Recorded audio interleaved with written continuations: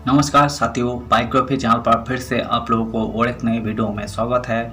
आशा करते हैं कि आप लोग अपने जीवन में खुश होंगे, मस्त होंगे और मजे में भी होंगे। जैसा कि आप लोग जानते हैं, हमारे चैनल पर हम बॉलीवुड से जुड़ी हुई बैकग्राउंड किस्से कहानियों को आपके सामने लाते रहते हैं। बॉलीवुड की बैकग्राउंड में बहुत सारी किस्से कहानियाँ छुपी हुई होती है जो कि आम जन तक नहीं पहुँच पाते हैं। हमारे चैनल पर हम कोशिश करते हैं उन्हीं किस्से कहानियों को आपके सामने लाने की। तो चलिए कहानियों पे चलते हैं। गीतकार शैलेंद्र का बिहार के आड़ा से था गहरा नाता। अपने ही गांव की मिट्टी में आज भी नहीं मिली पहचान। बॉलीवुड के दिग्गज गीतकार शैलेंद्र ने हिंदी सिनेमा को ऐसे सैकड़ों गाने दिए जो आज भी हमारे दिलों में जिंदा है। बहुत कम लोग यही जानते हैं कि रावलपिंडी में पैदा हुए शैलेंद्र मूल रूप से बिहार के आड़ा जिले से ताल्लुक रखते हैं। यही दुख ही है कि उनके गांव में आज भी इस महान कलाकार को पहचान नहीं मिली है। बिहार के आड़ा में है महान गीतकार शैलेंद्र का पुश्तैनी गांव। अख्तियारपुर गांव में अपनी मिट्टी के कलाकारों की एक प्रतिमा तक के लिए तरसे लोग। गांव वाले बोले, नेताओं ने घोषणा तो बहुत किए लेकिन कुछ हुआ नहीं। सजन रे झूठ मत बोलो, हर दिल जो प्यार करेगा, किसी की मुस्कुराहटों पे दुनिया बनाने वाले क्या तेरे मन में समाई। हिंदी सिनेमा के लिए सैकड़ों सदाबहार गीत लिखने वाले अमर गीतकार शैलेंद्र को दुनिया से गए 5 दशक हो गए।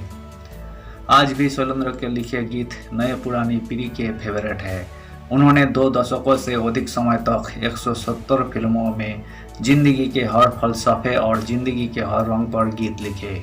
30 अगस्त 2024 को उनकी 101वीं जयंती थी। शैलेंद्र के पिता केसरीलाल फौज में थे। उनका ट्रांसफर रावलपिंडी में होने के कारण कई साल तक वे वहाँ रहे। रिटायरमेंट के बाद उनके पिता मथुरा में बस गए। महज 43 साल की उम्र में शैलेंद्र का निधन 14 दिसंबर 1966 को मुंबई में हुआ। हिंदी साहित्य के प्रमुख विद्वान रामविलास शर्मा गीतकार शैलेंद्र को क्रांतिकारी कविताओं के कवि मानते हैं तो नामवर सिंह उनको पहला दलित कवि कहते हैं, जो लोकधर्मी भी है और कलात्मक भी थी।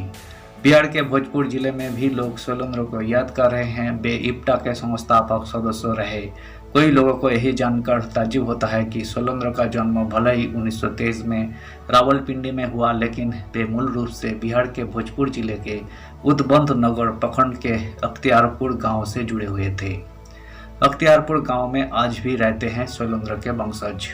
दरअसल शैलेंद्र एलिट वर्ग के गीतकार नहीं थे। आड़ा शहर से सटे अख्तियारपुर गांव में गीतकार शैलेंद्र के वंशज रहते हैं।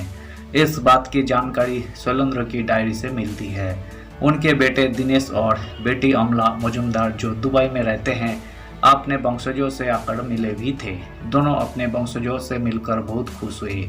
आड़ा शहर में भी शैलेंद्र के प्रशंसक है। वर्ष 2019 में उनको समर्पित एक आयोजन भी शहर में हुआ था। वही शहर में जयंती पर उन्हें स्थानीय कलाकारों ने याद किया और उनके गीतों से उन्हें श्रद्धांजलि दी।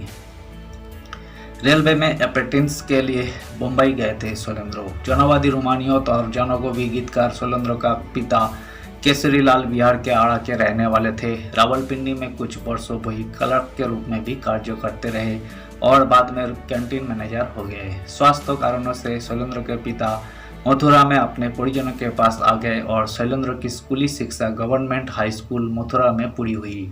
बेहद गरीबी के कारण वही इंटरमीडिएट तक नहीं पहुंच सके। साल 1942 में रेलवे में 5 वर्षीय अप्रेंटिस कोर्स के लिए वही मुंबई में आ गए थे। गांव में जीर्णो शीर्णो हालत में है शैलेंद्र के पूर्वजों का घर।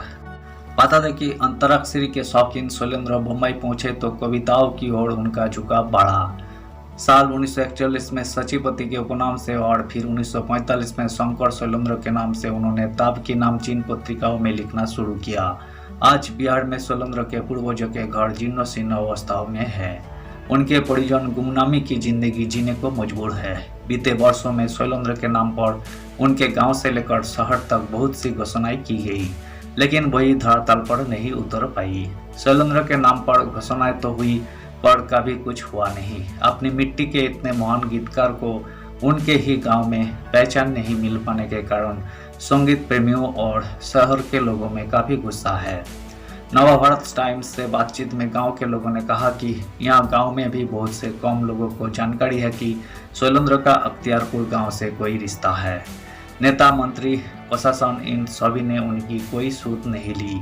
घोषणाएं तो यहाँ तक की हुई कि गांव शहर में उनकी प्रतिमा लगाई जाएगी, लेकिन यही सब सिर्फ घोषणा ही रह गई। उनके वंशज भी गरीबों में जैसे तैसे जिंदगी बिताने के लिए मजबूर है। धन्यवाद साथियों। इस वीडियो में हमने बॉलीवुड के मशहूर राइटर, कवि, लेखक शैलेंद्र से जुड़ी हुई किस्से को आज हमने आपके सामने रखने की कोशिश की है। उम्मीद है दोस्तों वीडियो आपको जरूर पसंद आई होगी। वीडियो पसंद आए तो लाइक कर दीजिएगा। चैनल पर अगर आप नए आए हैं तो प्लीज़ एक सब्सक्राइब कर दीजिएगा। और इस वीडियो के बारे में आप अपना ओपिनियन जरूर रख सकते हैं। कमेंट बॉक्स खुला है, आप कमेंट कीजिए। हम आपका कमेंट का रिस्पेक्ट करते हैं और हम आपका कमेंट का रिप्लाई भी करेंगे। मिलते हैं नेक्स्ट वीडियो में। धन्यवाद।